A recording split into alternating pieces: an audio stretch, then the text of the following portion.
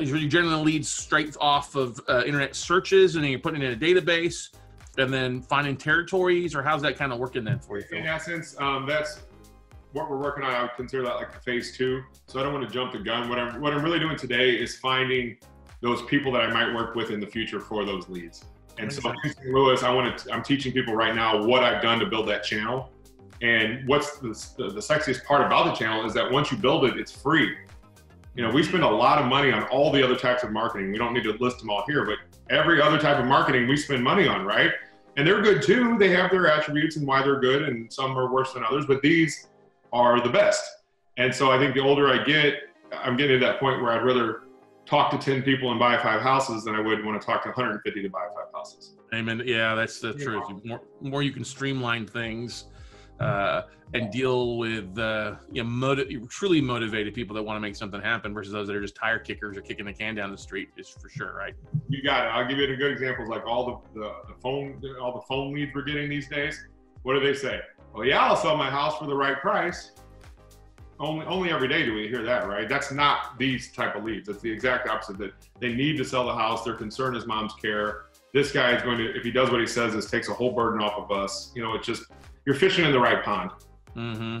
You know, I could see this working because we get a lot of, with us buying distressed debt, we see a lot of borrowers that are actually the elderly side of things that can't pay their mortgages or can't pay the taxes, or they're living on Social Security. And we deal a lot with the family members on negotiating with that house. Same thing, hey, let's work on something, let's do a deed in lieu or some sort of fashion to help you out and let you walk on the stuff versus taking a foreclosure and not only being on one side. I mean, true win-win is what we all want out there. It makes things a lot better in life, right? So I can see Yes.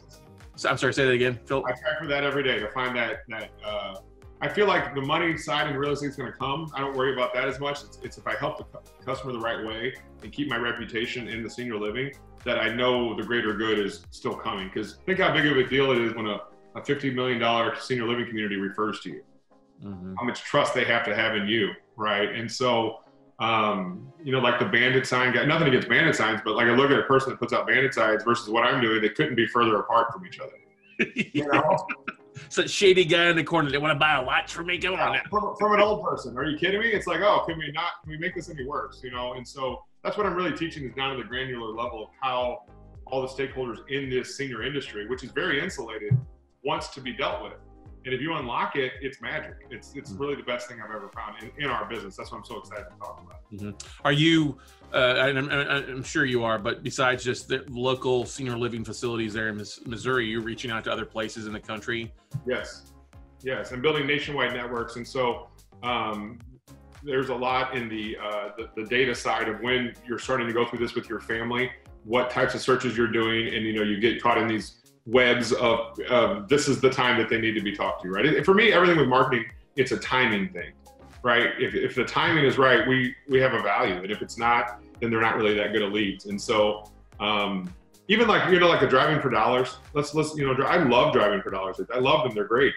But because you drove down the street and that house looked crappy and you put it on your list, that house might have been crappy for 20 years. Yeah.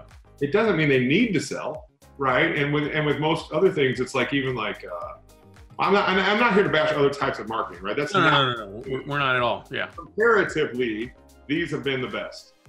Cool. Are you? Have you found any correlation with your borrowers, or with some of the homeowners having reverse mortgages? Because that's often an elderly product for quite a bit of time. You seen that? I do, and so 1 out of 10 might have had a reverse mortgage, and I'm going to tell you right now, every one of those 1 out of 10 doesn't understand what they had. Yeah.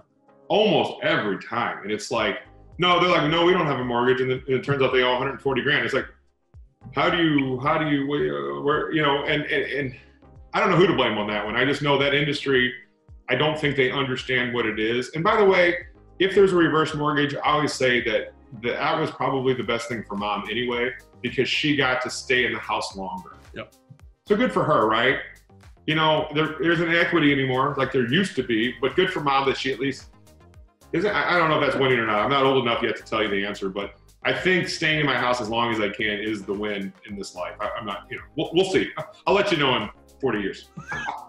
Well, but I think that's right. I mean, the United States is such a different animal compared to other countries.